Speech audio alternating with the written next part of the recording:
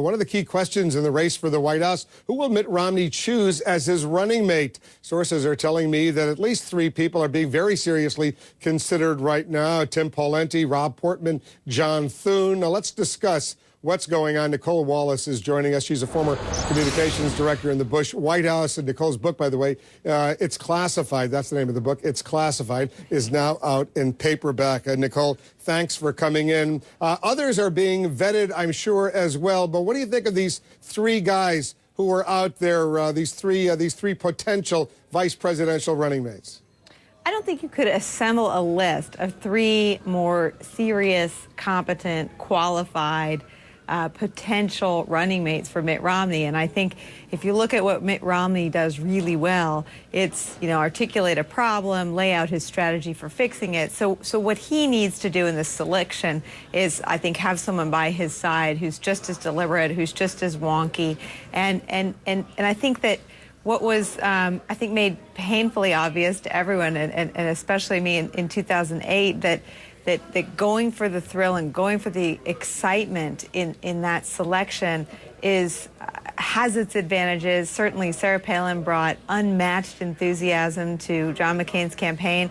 But when you look at what this ticket, if they win, and I certainly think and hope that they do, what they're going to face when they are sworn in January is one of the most complicated and intractable economic crises that is so truly global in nature. It's got historic hurdles and challenges. And so I think if this is the list that the Romney campaign is looking at, then he's in a good spot. I think they're also looking at some others, including Chris Christie and Marco Rubio, for example. I'm not so sure how seriously they're looking at them, but I know these 3 guys are serious. And my sources are also telling me that John Thune, for example, the Republican senator from South Dakota, he seems to be moving up out of the stretch a little bit, moving up ahead of the pack a little bit, although Portman and Pawlenty are very much in this contest as well. Now, as someone who did this for John McCain, helped pick Sarah Palin 4 years ago, give us your sense of the strengths and non-strengths of these 3 individuals. Well, like I said before, I mean, they're 3 serious, competent, accomplished men. I happen to know. Does one of them stand out, though, in your mind?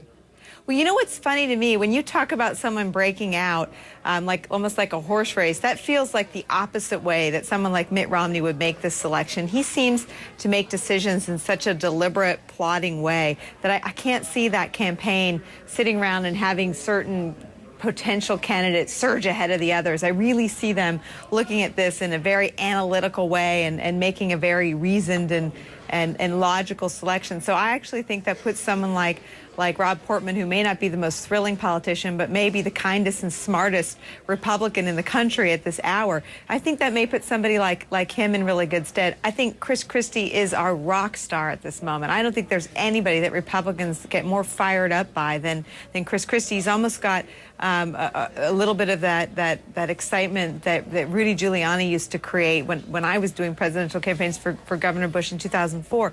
So I think that we have a deep field. I also think Tim Pawlenty is not to be overlooked. He's got this quiet Midwestern wit and charm, and he's incredibly easy on the campaign trail. He's low maintenance. He knows all the answers already. He's worked in that great laboratory for Republican policies, a state house, a blue state house. So he's got a lot of strengths that really stand out. And I think that, what makes me a little sad as someone who writes about a fictional world in which women rule the country and rule the world is there aren't any women on that short list. So I would hope that somebody like a Nikki Haley would end up being on that list, or a Meg Whitman or Carly Fiorina, or some of the really strong and impressive women in the Republican Party. Let's see if any of the women you mentioned, or others for that matter, are being vetted, but we know some of these individuals are, in fact, already being vetted very seriously right now. Thanks, Nicolle. Thanks for coming in. Thanks, Wolf.